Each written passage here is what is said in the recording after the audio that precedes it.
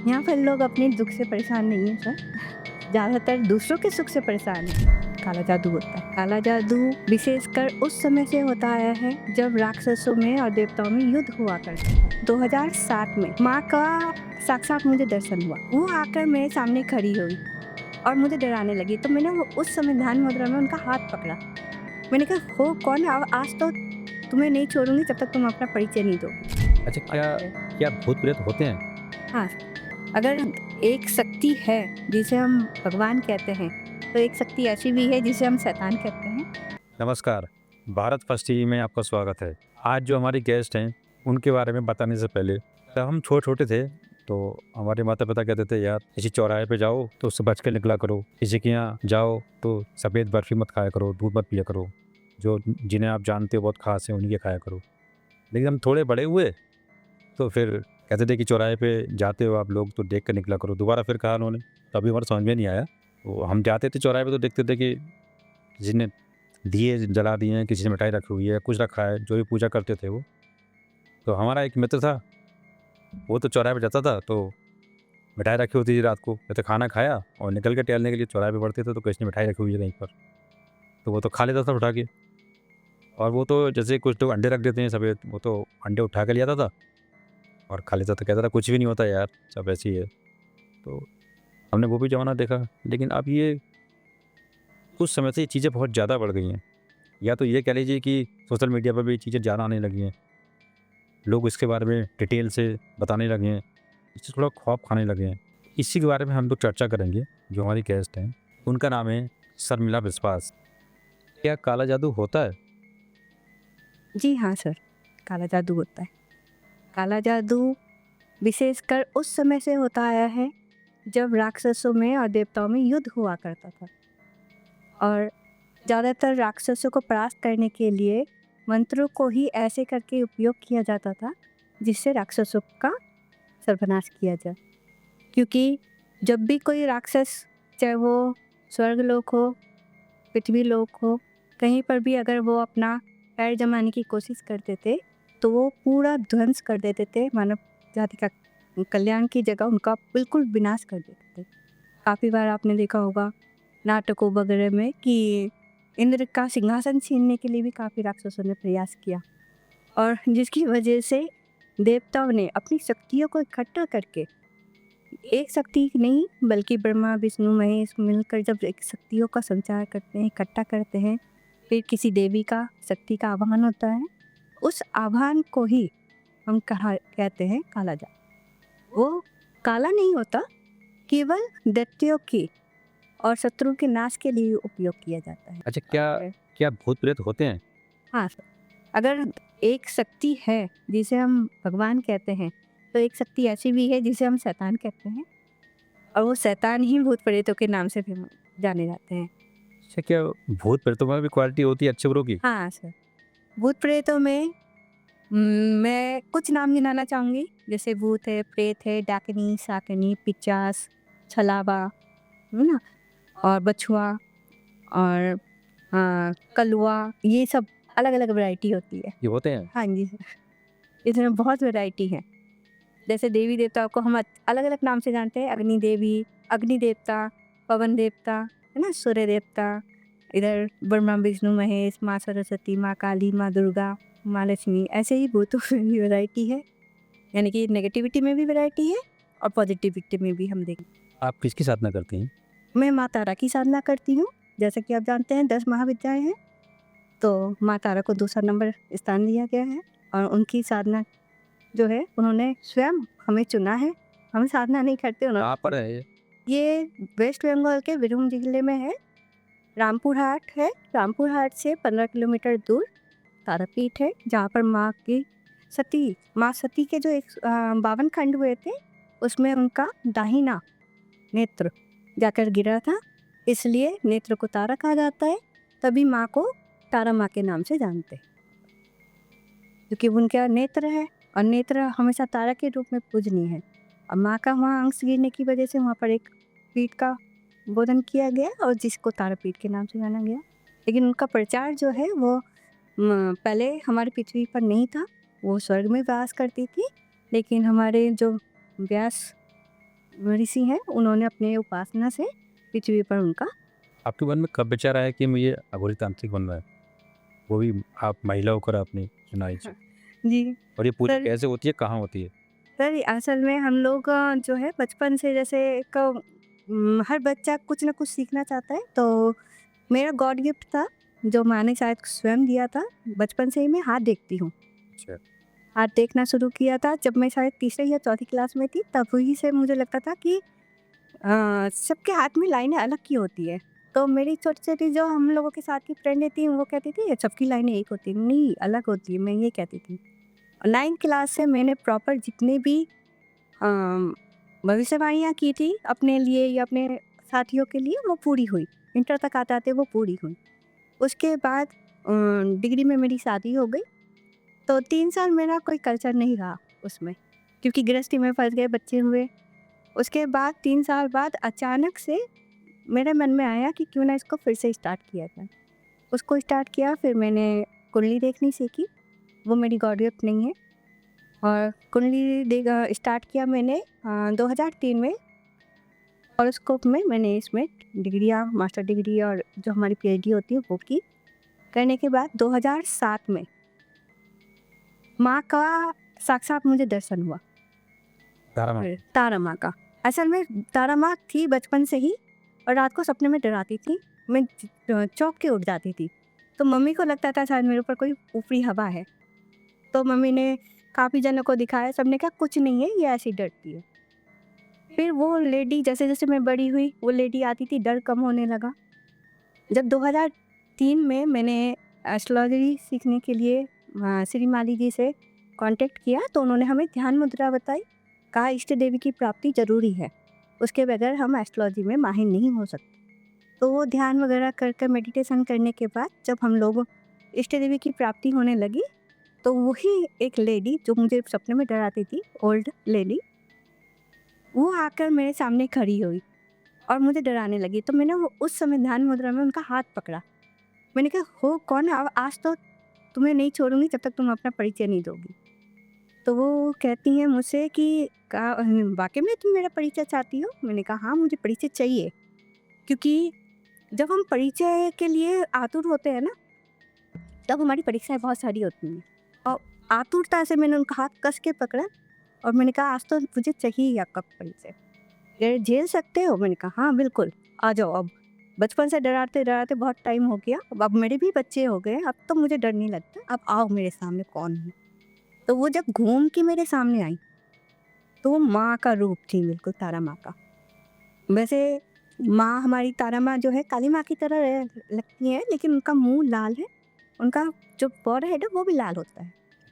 तो उनको देखकर मैंने कहा अच्छा तुम काली हो? मैंने ये कहा तुम काली हो? कह रही नहीं, तूने अभी भी नहीं पहचाना।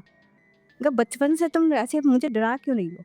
कि मैं देख रही थी कब तुम मुझे बुलाएगी, अपनाएगी। मैंने कहा जब अच्छा मुझे ये नहीं पता था वो तारा माँ है। मैंने काली का नाम दिया उन्हें कि नहीं पहचान पाई ना, अब ढूंढ मुझे। और फिर वो चली गई हंसते हुए। फिर मैंने ढूंढना शुरू किया, मतलब दिल्ली से स्टार्ट किया मैंने। कालका मंदिर और बहुत सारे मंदिर, कालीबाड़ी, फिर लखनऊ गई, देहरादून गई, हरिद्वार गई, लेकिन उनके दर्शन कहीं नहीं मिलते थे। करीबन 3 साढ़े 3 की लंबे सफ़र के बाद मैं थक कर बैठ गई। फिर वो आई बुढ़िया, आके बोली क्या थक गई? मैंने कहा हाँ थक गई। तुम्हें दर्शन देने ही नहीं है? अगर तुम्हें दर्शन देने होते हैं ना, ऐसे मुझे नचाती नहीं। साढ़े 3-4 साल हो गए मैं तुम्हें ढूँढते-ढूँढते थक गई हूँ। मेरे घर वाले भी मुझे उल्टा-सीधा बक रहे हैं, क्योंकि जब भी छुट्टी पड़ती है मेरे हस्बैंड को लेकर चलो हरिद्वार चलते हैं, चलो देहरादून चलते हैं, ये करती हूँ। और अब तो वो थक के कह रहे हैं कुछ नहीं तुम्हारी नौटंकी है, बंद करो ये सब। ये अच्छा मामा के घर जाती है, मासी के घर जाती है, मेरे घर नहीं आएगी, मुझसे नहीं मिलना। तो मेरा दिमाग एकदम चौंक गया। मामा का घर, मासी का घर, यानी कि वेस्ट बंगाल। फिर मैं वेस्ट बंगाल गई, दक्षिणेश्वर गई, वहाँ पर जितनी भी काली मंदिर थी, बड़मा नैहाटी में जो है वहाँ गई, लेकिन वो संतुष्टि नहीं मिल रही थी ना, क्योंकि उनका रूप मैंने जो लाल देखा था वो नहीं समझ में आ रहा था। फिर मामा से बैठ के मैंने ऐसी बातें की। मामा कह रहे अच्छा ऐसी का वो काली माँ नहीं है, वो तारा माँ है। मैंने कहा तारा माँ? हाँ तारा माँ। मैंने कहा कहाँ है? कह रहे रामपुर हाट, मिलना है। मामी आई, उन्होंने बहुत चिल्ला के कहा मैं नहीं भेजूंगी, वो तांत्रिकों का अड्डा है, उन्होंने छूटते ही कहा तांत्रिकों का अड्डा है। मैं अपने हस्बैंड की तरफ देखने लगी, मुझे पता था कि तांत्रिक का नाम सुनते मेरे हस्बैंड नहीं ले आएंगे। तो फिर भी मैंने कहा तो क्या हुआ, मैं तो दर्शन करने जाऊंगी ना। मैंने अपने हस्बैंड से कहा ले जाओगे ना मुझे, फिर पहचानता तो है नहीं हम। नहीं कोई नहीं, साथ में चलते। तो मामी ने कहा मैं भी चलती हूँ। जबकि वो वेस्ट बंगाल में रहती थी, वो भी फर्स्ट टाइम मेरे साथ जाने के लिए तैयार हुई। उसके बाद मेरी बड़ी मौसी तैयार हो गई, उनके बच्चे तैयार हो गए, सब हम काफ़ी बड़ा गैंग था। 31 की नाइट दिन था, 31 दिसंबर हम लोग गए, ये 2016 की बात है। तो जाके हम लोग रात को 11-12 बजे पहुँचे। फिर हम लोग ने होटल लिया और वहाँ पर बैठे ही थे सारी रात। नींद तो आ नहीं रही थी क्योंकि डीजे बज रहे थे सब जगह न्यू ईयर सेलिब्रेशन के लिए। तो हम लोग करीबन 1:30-2 बजे नहाए। मैंने कहा चलो मंदिर ही लाइन में खड़े हो जाते हैं, सुबह दर्शन कर लेंगे। ब्रह्मुहूर्त में नए साल की शुरुआत माँ के दर्शन से। हम लोग 2 बजे माँ के दरबार में गए और वहाँ लाइन पर खड़े हो गए क्योंकि दरबार तो बंद था, सुबह 4:30 बजे खुलना था। उस दिन 3:30 बजे खुल गया मंदिर और हमने पहला दर्शन हमने किया।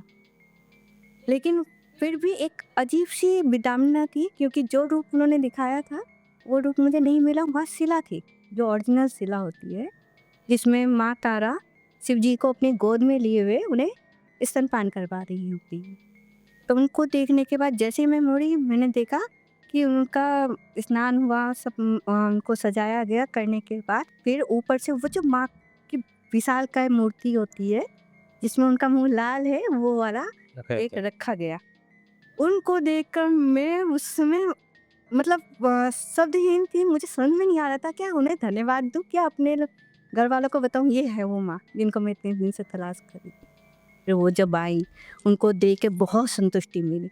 फिर मैंने मामी से कहा आप तो कह रही थी शमशान में, कहाँ शमशान में, ये तो मंदिर है। कि ये पूरा शमशान है, शमशान के ऊपर बैठी हुई है ये, और शमशान देखने चलो वहाँ चलते हैं। मैं सीधा हम लोग वहाँ से 7 बजे निकले। निकले के बाद सामने ही शमशान है, वहाँ पहुँचे। वहाँ पर बामा खापा का मंदिर है जो कि माँ के सबसे बड़े पुजारी माने जाते हैं।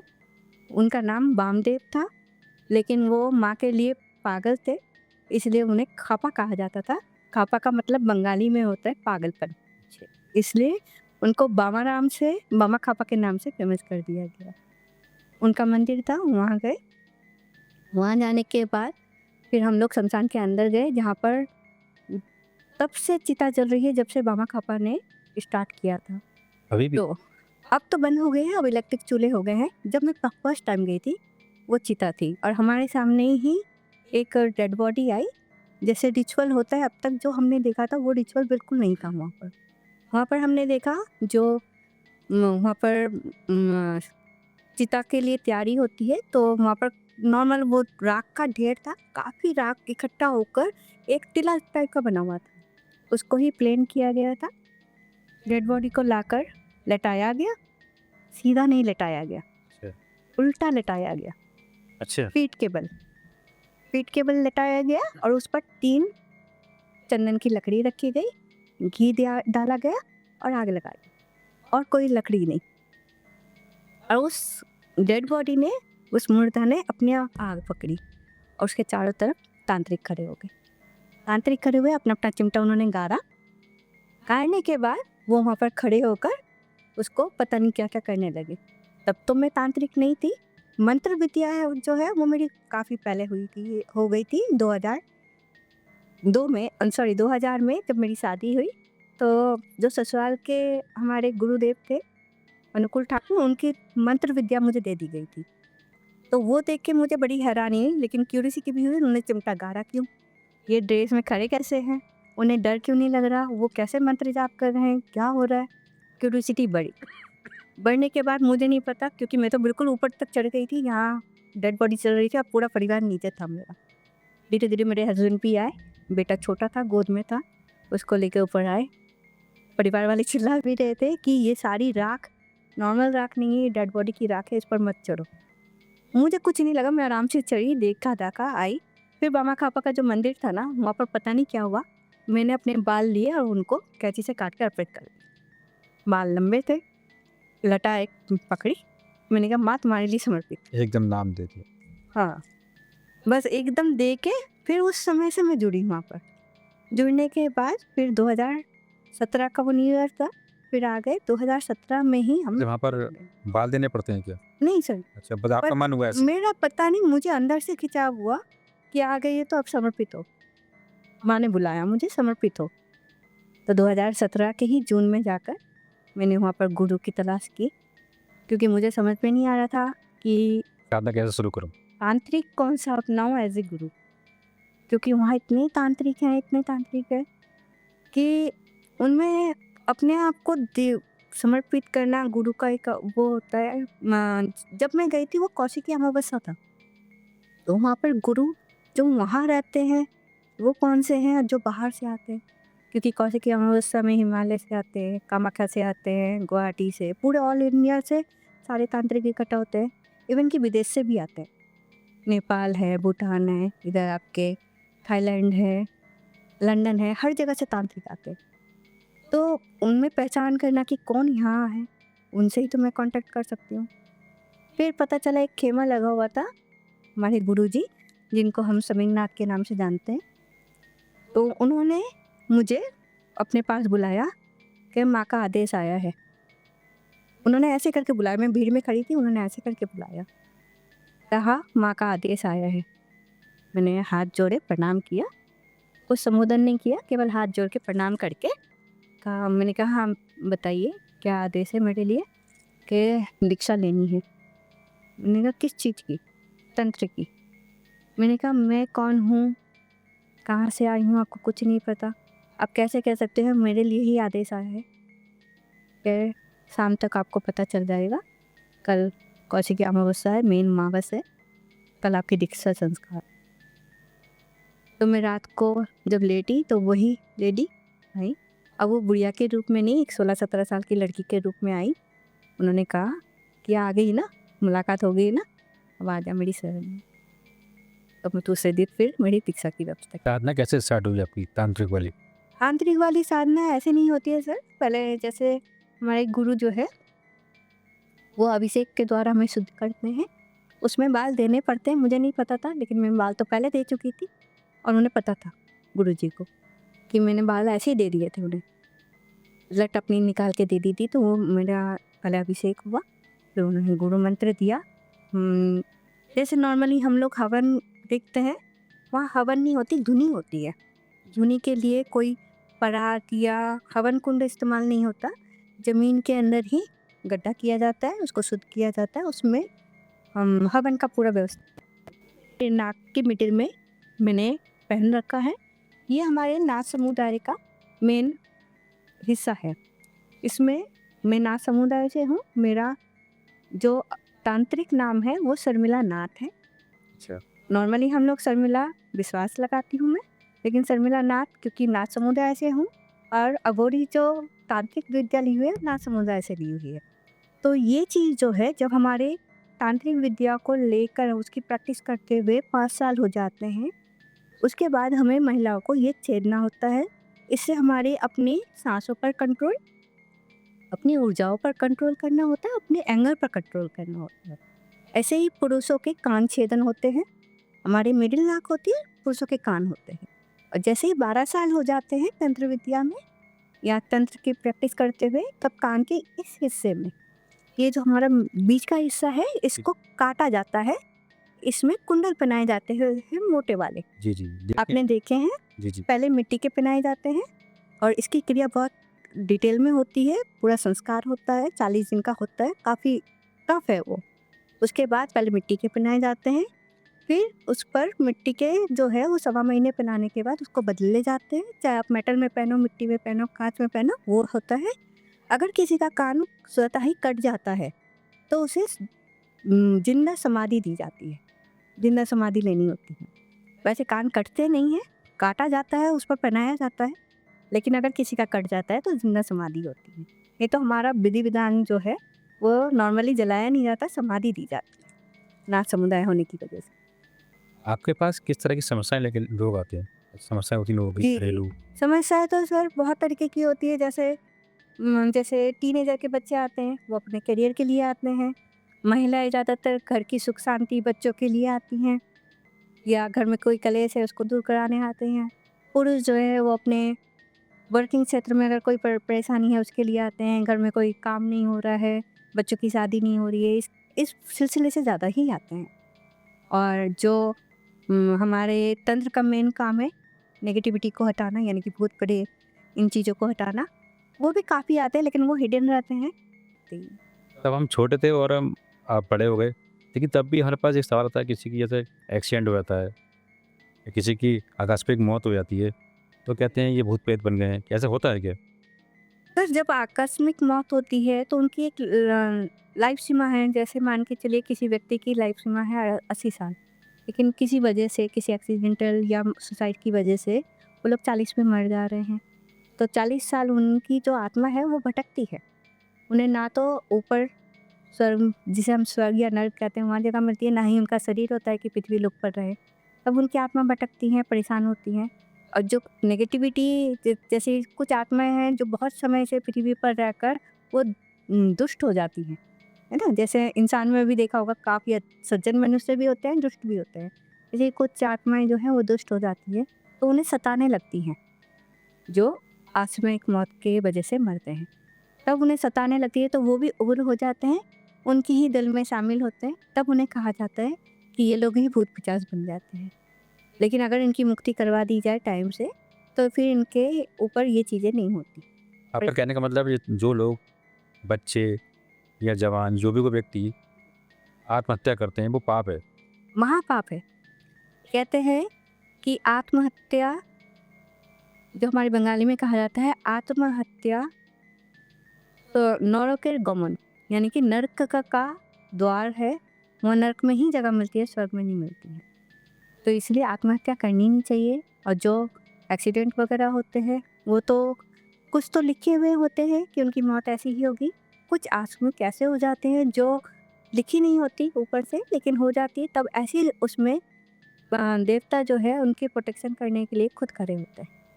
लेकिन मेन वही है कि अगर कोई दुष्ट आत्मा उन्हें अपने घेरे में ले ले तो वो तब उग्र हो जाती है। अच्छा, कुछ जगह ऐसी होती हैं जहाँ पर एक्सीडेंट बहुत होते हैं, जी दुर्घटनाएँ बहुत होती हैं। मतलब अक्सर महीने में 15 दिन में कोई ना कोई एक्सीडेंट की घटना रहती है, तो क्या वहाँ ऐसा कुछ साया होता है? हाँ, वहाँ पर दुष्ट आत्माओं का पूरा ग्रुप तैयार हो जाता है, समूह तैयार हो जाता है। तो वो अपने समूह को बढ़ाने के लिए लगातार अपने समूह को बढ़ाने के लिए एक्सीडेंट करवाती हैं। वहाँ पर मौत लगातार होती जाती है। मतलब ऐसा ऐसा होता है, हाँ जी। ये सही बात है। हाँ, दुष्ट आत्मा इकट्ठी होती है ना, तो वो तो अपना वही, जब अपने समूह को बढ़ाएगी तो वो बलि लेगी, तभी तो बढ़ाएगी। तभी देखा होगा आपने, जहाँ पर ज़्यादा एक्सीडेंट होने लगते हैं वहाँ माँ काली की एक प्रतिमा स्थापित कर दी जाती है, पूजा पाठ करवाया जाता है। क्योंकि माँ के साथ हमेशा डाकनी साकनी रहती है। डाकनी साकनी वो भूत प्रेत की ही हेड है। वो क्या करती हैं, वो वहाँ प्रोटेक्शन स्टार्ट कर देती, माँ के आदेश से वहाँ पर प्रोटेक्शन होता है। तो वो दुष्ट आत्माओं को वहाँ से हटा देती है। तो जैसे ही माँ की स्थापना होती है या कोई मंदिर बना दिया जाता है तो वहाँ एक्सीडेंट बंद हो जाता है। अच्छा, अक्सर ऐसा भी होता है कि जैसे किसी की यहाँ मौत हो जाए, वो सारे पूजा पाठ एक दिन में कर लेते हैं, 10वां, तीजा, 13वीं, क्या ये सही है? नहीं सर, ये ठीक नहीं है। इसका काफ़ी बड़ा विधि विधान है। जैसे हमारे सनातन धर्म में हम 10वीं करते हैं, 11वें में श्राद्ध होता है, 13वीं में ब्रह्मभोज होता है। एक प्रॉपर प्रोसेस है। और ये प्रोसेस क्यों रखा गया है, ये मैं आपको डिटेल अगर बताऊंगी तो बहुत लंबा चौड़ा इसका डिटेल है सर। बहुत इसका जो आत्माओं का हमारे जैसे हमारे किसी रिलेटिव की मौत हुई या किसी की भी मौत हुई, उसकी आत्मा जब शरीर छोड़ती है तो वो इस मोह माया में फंसी रहती है, वो एकदम से नहीं जाती। उसको संतुलित करने के लिए, उसको विधि विधान से करने के लिए 13 दिन का समय लगता है। और 13 दिन के बाद स्वयं परमात्मा आते हैं, शक्ति एक ही है, वो आके पोर्टल खोलती है, उस समय उनका वो ले जाने का तैयारी होती है। जैसे मैं पास्ट लाइफ हीलर भी हूँ, पास्ट लाइफ थेरेपिस्ट। तो जब हम पास्ट लाइफ रिग्रेशन में ले जाते हैं तो उसमें हमें वो उन आत्माओं से बात करने का मौका मिलता है और हमें पता है कि कैसे कैसे उनकी 13वीं तक जर्नी रहती है। और जो एक दिन में कर देते हैं तो इसका मतलब वो जल्दीबाजी में जो है वो कर तो देते हैं, लेकिन उस आत्मा के लिए, उस मरे हुए व्यक्ति के लिए नहीं सोचते हैं कि उनका क्या होगा, उनको कैसे मुक्ति अच्छा, मिलेगी। फिर तो दोष इसीलिए बढ़ रहा है। बिल्कुल, पितृदोष है, पितृ श्राप बढ़ रहा है ज़्यादा। पितृ दोष तो पहले से होते आए हैं, लेकिन श्राप जो है वो बहुत ज़्यादा बढ़ गया है। पहले नहीं होते थे पितृ श्राप, अब होने लगे हैं। 3 या 5 पीढ़ी के बाद पितृ श्राप लग जाता है। पहले दोष उत्पन्न होता है, फिर श्राप लग जाते हैं। आजकल आप कुंडली उठाएंगे ना, तो ज़्यादा से ज़्यादा मैं कहूँगी 80% कुंडलियों में आजकल काल दोष है, पितृ दोष है। 80% हो गए हैं, जहाँ पहले ये इतना नहीं होता था, अब हो गए हैं। क्योंकि वही आज के ज़माने में किसी के पास टाइम नहीं है। टाइम नहीं होने की वजह से सोचते हैं 3 दिन 5 दिन में सब निपटारा कर लें। अच्छा, ये अखबारों में देखो, सोशल मीडिया पे देखो, तमाम विज्ञापन लगे होते हैं कि आप मेरे को फ़ोटो ले आइए, तस्वीर ले आइए, नाम लिख के ले आइए, कोई भी चीज़ उनके लिए आइए जिसको आपको वशीकरण कराना है। तो ये बहुत ज़्यादा बढ़ गया है कि ये सही है क्या? ऐसी भ्रांतियाँ हैं बस। मैंने जैसे आपको पहले ही बताया कि काला जादू होता है, लेकिन उसका सदुपयोग अगर किया जाए वो ज़्यादा अच्छा है। बहुत सारे तांत्रिक हैं जो पैसे से वशीभूत होकर लालच में ऐसे काम करते हैं, लेकिन कुछ ऐसे भी हैं आपके पैसे भी लेंगे, सब कुछ करेंगे, और जैसे ही वो पैसे मिल जाएंगे वो कुछ नहीं कर सकते। वो बस एक चोला पहनकर बैठ जाते हैं और अपन एक कहते हैं ना, तांत्रिक का नाम बदनाम करना होता है इसमें, और कुछ नहीं। मतलब आपका कहने का मतलब है कि वशीकरण होता है। हाँ, और वशीकरण किसके लिए किया जाता है सर? घर में शांति है।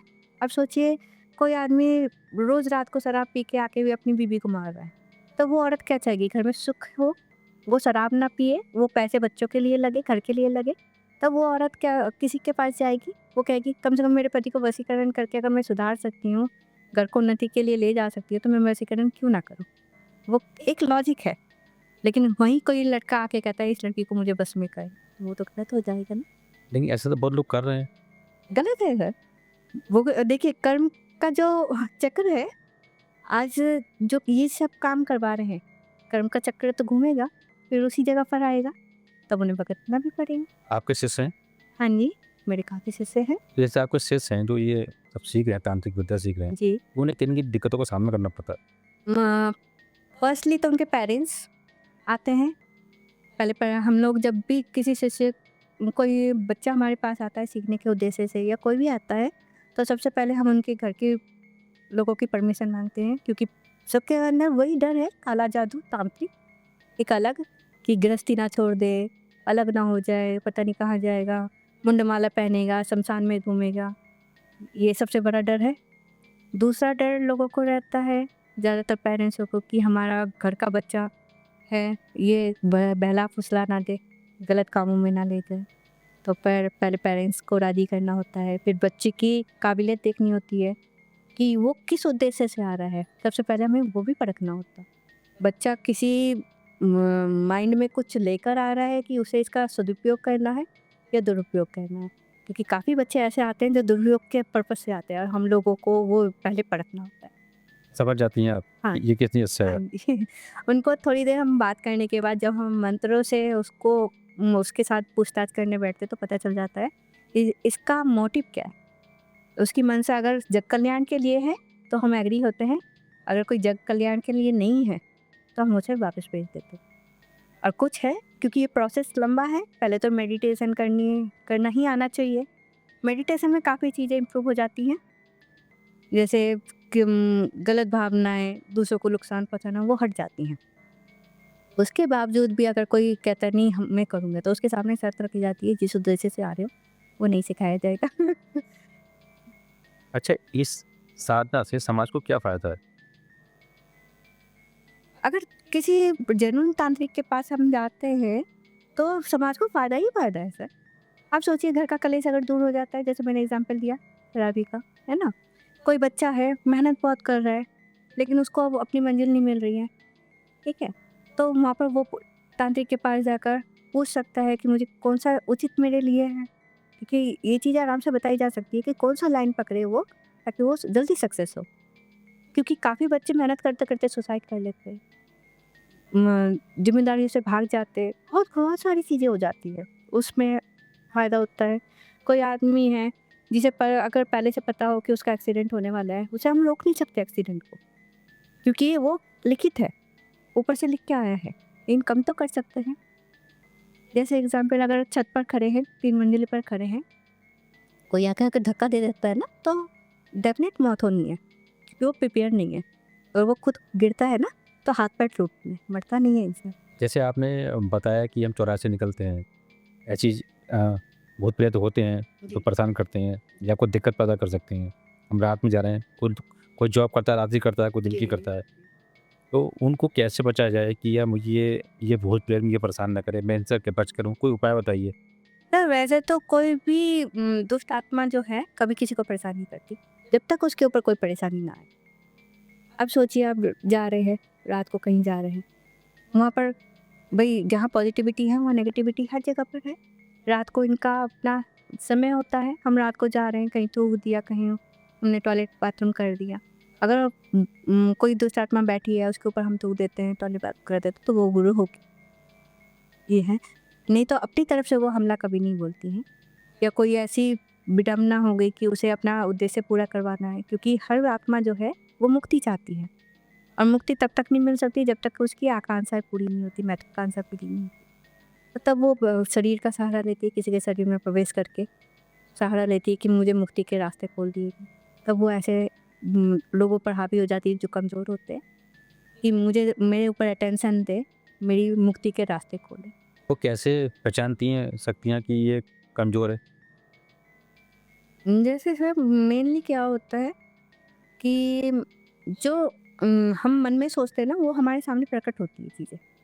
जैसे हम सोचते हैं मुझे डर लग रहा है, क्या डर लग रहा है? अंधेरे से जाने से डर लगता है। वहाँ कुछ होगा नहीं, एक अंधेरा कमरा है, एक डरपोक बच्चे को आप अंदर जाने के लिए कहिए, वो तो आधा ही हो जाएगा, मैं नहीं जाऊँगा, अंधेरा है, कुछ है। लेकिन एक काफ़ी जो मेंटली स्ट्रॉन्ग है उसको भेज दीजिए, वो जाके देख-दाख के आ जाएगा। तो ये चीज़ आत्मा बहुत अच्छी तरह हर किसी की ऑरा होती है, स्ट्रॉन्ग भी होती है, वीक भी होती है। जो ये आत्माएँ होती हैं ये इस चीज़ को बहुत जल्दी कैप्चर करती मजबूत रहना चाहिए हमेशा। हैं। बिल्कुल, डरना नहीं चाहिए, क्योंकि जब स अच्छी शक्ति है, बुरी शक्ति भी है, तो बुरी शक्ति को जब हम परेशान नहीं करेंगे तो वो हमें क्यों परेशान करेगी? आप एक इंसान को मारिए, वो आपको एक बार माफ़ करेगा, 2 बार, तीसरी बार वो भी पलट के आपको मारेगा। लेकिन आप चुपचाप निकल जाइए, उसको भी लेना-देना नहीं है आपसे, आपको भी कोई लेना-देना नहीं है, तो वो क्यों आप पर हमला करेगी? तामसिक और सात्विक में दोनों में क्या अंतर है? यहाँ पर हम लोग घर में बैठकर नॉर्मली देवी के सामने उपासना करते हैं, उसे हम सात्विक साधना कहते हैं। सात्विक साधना जैसे आप लोग ने देखा होगा नवरात्रों में हम लोग गुप्त नवरात्र ना? हुँ? नवरात्र कौन से वाले? गुप्त वाले कि वैसे वाले? गुप्त तो तांत्रिक होते हैं, जो नॉर्मल जैसे चैत्र महीने के आते हैं, है ना? आश्विन महीने के आते हैं, वो हम लोग चौकी रखते हैं, माँ को बिठाते हैं, कलश स्थापन करते हैं, उसमें 9 दिन की पूजा होती है, कन्या जमा जाता है, ये सात्विक पूजा में आती है। सात्विक बात हाँ, है। इसमें नॉर्मली हम लोग पूजा पाठ करते हैं, मंत्र उच्चारण करते हैं, अपने आप को समर्पित करते हैं। और 2 नवरात्रे ऐसे ऐसे होते हैं जो तांत्रिक होते हैं, गुप्त होते हैं। इनमें पूजा सुबह नहीं होती है। अच्छा। नॉर्मली हम लोग पूजा सुबह करते हैं, नहा धो के सब कुछ आसन वगैरह रख के पूजा करते हैं, और जो गुप्त नवरात्रे या तांत्रिक पूजाएँ होती हैं वो रात को होती हैं। रात को माँ की स्थापना की जाती है, सारी रात मंत्र उच्चारण होते हैं, हवन होते हैं। हवन में भी नॉर्मली हवन मैंने बताया ना कुंड या उसमें नहीं होता। हम लोग उसमें जैसे अगर घर में करना है हमें ऐसे पूजा, तो हम लोग ईंट रखते हैं, उस पर मिट्टी या बालू रखते हैं, उस पर यंत्र बनाते हैं, उस पर पूजा की जाती है। और मंत्र उच्चारण में तांत्रिक मंत्र उच्चारण होते हैं।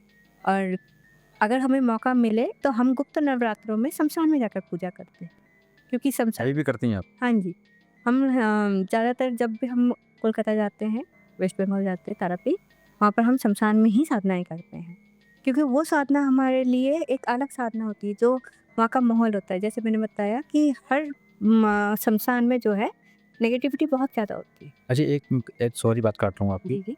वहाँ जहाँ आप जाती हैं बंगाल, जी। तो वहाँ आप अकेली महिला होती हैं और ही महिलाएँ होती हैं? नहीं सर, वहाँ पर रेशियो बहुत अप डाउन होता है, यानी कि मेल तांत्रिक अघोरी ज़्यादा होते हैं। आप ये मान के चलिए अगर 500 मेल तांत्रिक बैठे हुए हैं तो उसमें 1 या 2 महिला अघोरी तांत्रिक आती हैं।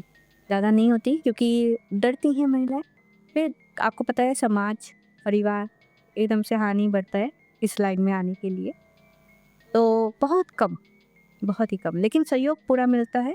जितने भी तांत्रिक होते हैं या तो हमारे गुरु भाई होते हैं या काका, चाचा जिसे हम कहते हैं, या हमारे भी जो शिष्य हैं कुछ शिष्यों के हम बुआ बनते हैं, बुआ माँ कहते हैं हम लोगों को, ऐसा हमारा एक रिश्ता रहता है। तो मेल ही ज़्यादा होते हैं, महिलाएँ नहीं होती। ये बताइए शर्मिला जी कि तंत्र विद्या क्या होती है? तो यहाँ पर हम जैसा कि जानते हैं कि हमारे जो वैदिक ग्रंथ है उसमें बहुत सारी विद्याओं का उल्लेख किया गया है, जिसमें बहुत मंत्रों का प्रयोग किया जाता है और बहुत सारी ऐसी उपासनाओं का प्रयोग किया जाता है। इसके अलावा काफ़ी हवन क्रिया वगैरह का प्रयोग किया जाता है, जिससे हम देवियों को मनाते हैं और मनाने के बाद उनके द्वारा दिए गए शक्तियों से मानव कल्याण मानव कल्याण के लिए हम लोग आगे बढ़ते हैं। तो तंत्र क्रिया कहने को तो बहुत और लगता है, लोग यहाँ पर तंत्र को बहुत गंदा मानते हैं, लेकिन जैसे हमने दुर्गा सप्तमी में पढ़ रखा है कि जितने भी हमारे मंत्र हैं वो राक्षसों के और लोगों के द्वारा दुरुपयोग करने की वजह से किलक कर दिए गए थे। शिव जी ने स्वयं सारे मंत्रों को किलक कर रखा था। तो हम यहाँ पर तंत्र क्रिया नहीं, उपासना के दौरान माँ के हम उन मंत्रों को निष्किलक करते हैं और उनका उपयोग करते हैं। जब उनको मानव कल्याण के लिए किया जाता है, अच्छे कार्यों के लिए किया जाता है, तो वो उपासनाएं, साधनाएं अच्छे कार्यों के लिए नॉर्मल हमें मंत्र कहा जाता है। और काफ़ी लोग ऐसे हैं जो अपने स्वार्थ के वशीभूत होकर इनका दुरुपयोग कर देते हैं, लेकिन ये मंत्र एक ही होते हैं, मानव कल्याण के लिए लगाना है या हमें किसी के जीवन को दुखी करने के लिए लगाना है, वो निर्भर करता है तंत्र और मंत्र का। तंत्र विद्या को लेकर लोगों में भ्रांतियां और भय क्यों है? असल में यहाँ पर हम देखते हैं कि जो कलयुग चल रहा है ना, यहाँ पर लोग अपने दुख से परेशान नहीं है सर, ज़्यादातर दूसरों के सुख से परेशान है। अपना कितना भी दुख हो, अगर सामने वाला सुखी है तो वो अपना दुख भूलने के बाद उसके सुख से जलकर काफ़ी सारी क्रिया के लिए उसे परेशान करने के लिए आगे बढ़ता है। तब क्या होता है कि जैसे सन्यासी है, तांत्रिक है, अघोरी है, उनके पास जाकर वो ऐसा दिखाते हैं कि हम बिल्कुल बेचारे हैं और हमारे सामने जो हैं, जिनके उद्देश्य से वो आए हैं उनके पास, वो बहुत सुखमय हैं, बहुत अच्छे हैं, जिसकी वजह से वो लोग क्या करते हैं, उनसे झूठ बोलकर, अपनी स्वार्थ के वशीभूत होकर उनको अलग तस्वीर दिखाकर गलत क्रिया करवाते हैं। और जब सामने वाले को परेशानी होती है तो वो खुश होते हैं, और इसी वजह से ये मंत्र का दुरुपयोग तंत्र में परिवर्तित होता है, और जब कोई परेशान होता है तो इसे तंत्र क्रिया का नाम देकर इससे डरने लगता है, बचने लगता है। अच्छा, लोग कहते हैं बंगाल का जादू बहुत ज़्यादा डरावना होता है, खतरनाक होता है। कि बंगाल का जादू और यहाँ का जादू उसमें अंतर है कि सब एक ही शक्तियाँ होती हैं? हाँ, ऐसा नहीं सर, बंगाल में मैंने जैसा बताया, तारापीठ जो है वो महाश्मशान है, ठीक है? और कौशिकी अमावस पर पूरे वर्ल्ड से तांत्रिक आते हैं, और एक से बढ़कर एक, हिमालय से, विदेशों से तांत्रिक आते हैं, वो वाकई में बहुत शक्तिशाली है। उनके सामने तो हम एक शिशु है, मतलब हम नवजात शिशु मानते हैं अपने आप को, जबकि हम लोगों को भी इतना टाइम हो गया, लेकिन जब वो लोग बैठते हैं ना तो उनका तेज, उनके सामने बैठना हमारे लिए बहुत मुश्किल होता है। तो वो लोग जो काम करते हैं वो इतना पावरफुल होता है, इतना पावरफुल कि आप उस समय उनसे कुछ भी करवा सकते हैं। एक तो अघोरी तांत्रिक कम बात करते हैं, अगर उन्हें जेन्युइनली लगेगा कि आपका काम आप अच्छी के लिए कर रहे हैं तो वो सेकंडों में उस काम को कर देंगे।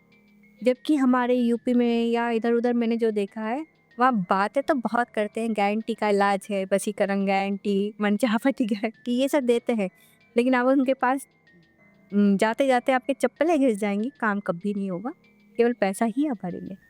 तो इसलिए बंगाल का जादू फेमस इसलिए नहीं है कि बंगाली हैं, वहाँ पर जो भी शिक्षा दी जाती है वो प्रॉपर अच्छे तरीके से दी जाती है, और जो शिष्य होते हैं उसे अच्छी तरीके से ग्रहण भी करते हैं। कोई दिखावट नहीं है और पूरा समर्पित भावना से किया जाता है। इसलिए बंगाल का जादू जो है वो सर चढ़कर बोलता है, या ये कह सकते हैं कि बहुत जल्दी काम करता है। पहले तो ऐसा भी कहा जाता था कि वो चुटकियों में जो काम करवा देते हैं, कोई शत्रु है तो उनको पल भर में नष्ट कर देते हैं, और शत्रु को पल भर में नष्ट करने का एक सबसे बड़ा जो जादू होता है वो उसे हम कहते हैं बाण मारना। नॉर्मली धनुष बाण हम मार करते हैं तो उसमें इंसान को घायल किया जाता है, ऐसे मंत्रों के बाण होते हैं। जो सेकंडों में इंसान को मार सकते हैं। जीते जागते पेड़ को ख़त्म कर सकते हैं। फल वाले पेड़ को अगर बाढ़ मार दिया जाए 3 बार, तो वो सेकंड के अंदर अंदर वो जल जाएगा। इंसान 3 दिन में ख़त्म हो जाता है। ऐसी शक्तियाँ होती है उन बाणों में, यानी कि मंत्रों में। जैसे आपको तांत्रिक बोलते हैं लोग, जी। तो कुछ लोग आपसे डरते भी होंगे। सर मैंने तांत्रिक करके परिचय इतना नहीं दे रखा है। मैं नॉर्मली सब मुझे एस्ट्रोलॉजर या पीएलआर थेरेपिस्ट के नाम से ही जानते हैं। आमतौर से लोग डरते भी हैं ना जी, तांत्रिक। जब मैं अपनी ड्रेस में रहती हूँ तभी। जब मेरे पास लोग आते हैं किसी आए एस्ट्रोलॉजी की वजह से, और जब वो मेरा गले में नाड़ी देखते हैं, उनकी क्यूरियोसिटी होती है कि आपके गले में ये क्या है? और फिर मतलब जब बात करते-करते मैं कह देती हूँ हाँ, ये काम हो जाएगा। जब उनका काम होता है, कहते हैं हम इतने लोगों के पास गए, काम नहीं हुआ, आपके पास आकर 3 दिन 4 दिन में काम हो गया है। तो आप कैसी पूजा करते हैं? तब उससे खुलासा हो जाता है। काफ़ी कम लोग जानते हैं मैं तांत्रिक हूँ। मैं परिचय तांत्रिक के नाम से नहीं देती हूँ। आज हमारे कार्यक्रम में आप लोगों ने तांत्रिक विद्या के बारे में जाना होगा, और लोग इसके बारे में तमाम तरह की भ्रांतियाँ फैलाते हैं, डरते हैं। लेकिन हर विद्या के 2 पहलू होते हैं, अच्छे और बुरे, जिसके बारे में आज शर्मा जी ने बहुत आराम से सही बातें बताई। और ये पॉडकास्ट ज़रूर देखिएगा। शर्मा जी, आपका बहुत धन्यवाद। जी, मैं भारत फर्स्ट को भी थैंक्स बोलूँगी कि उन्होंने एक कदम उठाया है कि समाज में जो भ्रम फैला हुआ है उसको हटाने के लिए ये पॉडकास्ट के ज़रिए वो बताना चाहेंगे सबको कि तंत्र खराब नहीं होता है। तंत्र के अच्छे फ़ायदे हैं, उनका उपयोग अच्छे कामों के लिए किया जाता है। साथ में उन बच्चों को भी संदेश देना चाहूँगी जो असामयिक गलत कामों में फँस जाते हैं या सुसाइड करने की सोचते हैं या ज़िंदगी से हार मानकर पलायन करने की सोचते हैं। तो उन बच्चों से अनुरोध है कि अगर वो कुछ ऐसा सोच रहे हैं तो अपने दिमाग से इन चीज़ों को निकालें और जीवन का जो असली उद्देश्य है उसको समझें और आगे बढ़ें। धन्यवाद।